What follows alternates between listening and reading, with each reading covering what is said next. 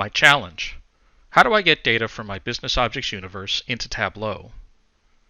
The solution: use InfoBurst tab to automatically send universe data to the Tableau server. In InfoBurst, the workflow to extract data from a universe and send it to Tableau server is simple. We start by selecting our BusinessObjects server. We select our universe. And then we select the dimensions and measures that will form our universe query.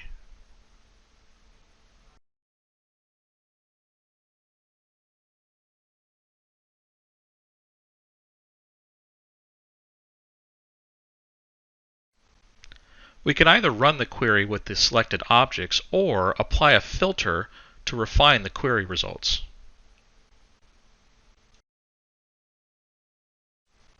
Then we can preview the query to ensure that it returns the proper result. At runtime, InfoBurst will create a Tableau hyperfile from the universe query data. We create a delivery to send the hyperfile to a project on Tableau server.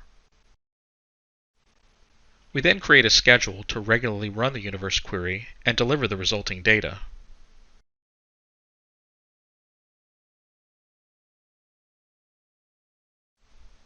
Once InfoBurst has delivered the universe data, we go on to design and publish our Tableau workbook.